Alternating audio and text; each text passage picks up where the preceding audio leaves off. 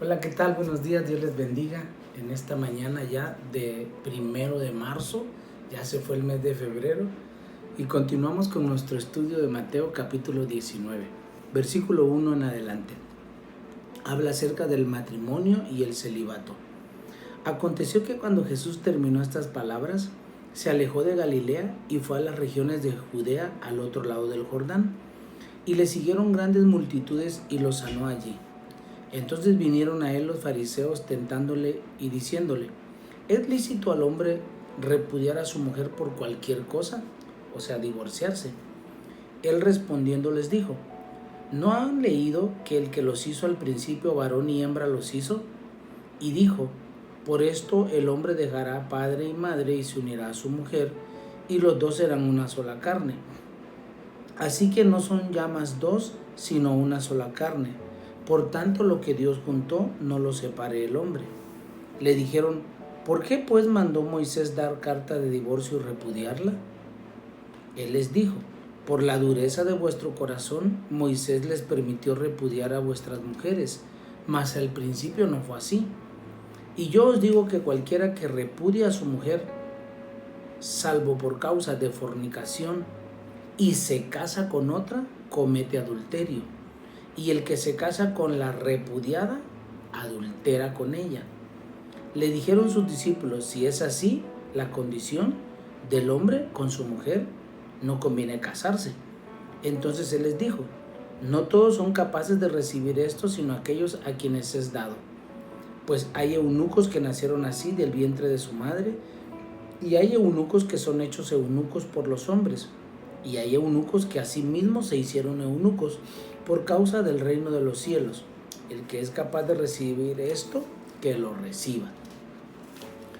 Vamos a ver la meditación, porque este es un tema bien delicado que a algunos no nos gusta, unos le dan una interpretación errónea, pero la Biblia es bien clara.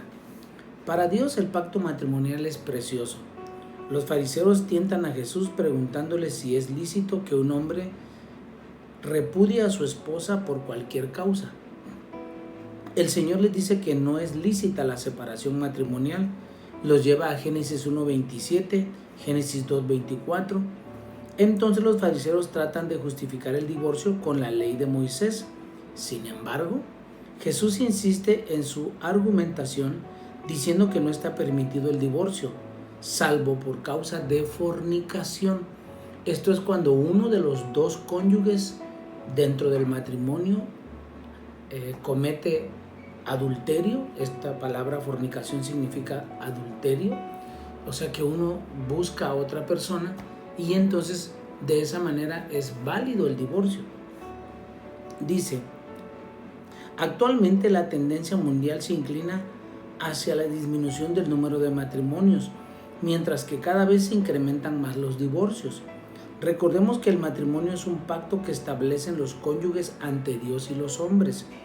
El soltero debe orar por la persona con la que formará una familia, y el casado debe orar para que su hogar esté bajo la soberanía y la bendición de Dios. ¿Cuál es la opinión de Jesús respecto al matrimonio y el divorcio? Que el matrimonio es para toda la vida y el divorcio es permitido cuando uno de los dos falla. ¿Cómo debo entender el pacto matrimonial conforme a la enseñanza de Jesús? Que es algo sagrado y bendecido por Dios. Al oír de Jesús que el matrimonio es para toda la vida, sus discípulos concluyen que no conviene casarse. Luego el Señor les habla del celibato y señala que no son todos capaces de vivir solos, es decir, sin contraer matrimonio.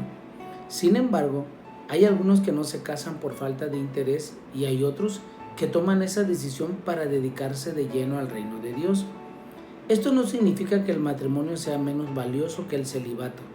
Sin importar si una persona se casa para formar una familia o no, el enfoque siempre debe ser vivir por causa del reino de Dios. Solo hay una cosa que debemos considerar antes de tomar alguna decisión: si agradamos a Dios o si estamos buscando hacer nuestra voluntad. Pregunta: ¿qué significa que hay eunucos que asimismo se hicieron eunucos por causa del reino de los cielos? ¿Que hay personas que no se casan pero se dedican al reino de Dios. Estemos casados o no, ¿cuál debe ser nuestro mayor interés? Agradar a Dios. La oración. Reconozco que he priorizado mi felicidad y mi bienestar sobre tu palabra a la hora de tomar decisiones. Perdóname, Señor, ayúdame a renunciar a los valores de este mundo y a levantar a mi familia en santidad. Deseo agradar tu corazón, Padre, junto a mi comunidad y amar al prójimo por sobre todas las cosas. El ensayo de hoy se titula Nuestra esencia es la adoración. A pesar de que ya llevamos 30 años de casados, muchas veces no entiendo a mi esposo.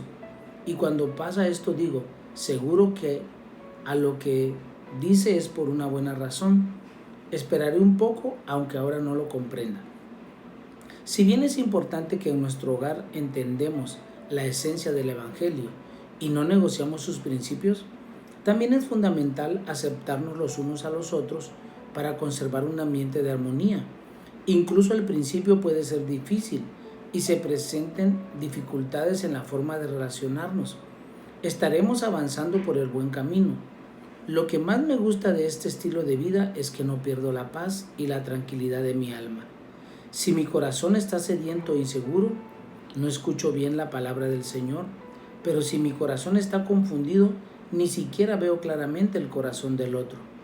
Para poder aceptar a nuestro prójimo, debemos ponernos frecuentemente en sus zapatos. De esta manera, lograremos comprender con más profundidad sus razones y motivaciones sin caer en el juicio. Yo pude entrenarme para esto gracias a que en mi casa teníamos que convivir 4 generaciones diferentes en un mismo espacio.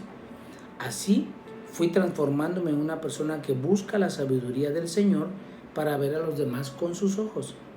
Mi deseo siempre fue tener un corazón adorador, más que convertirme en una esposa amada o una madre popular, porque sabía que lo primero me garantizaría lo segundo, y así ha sido.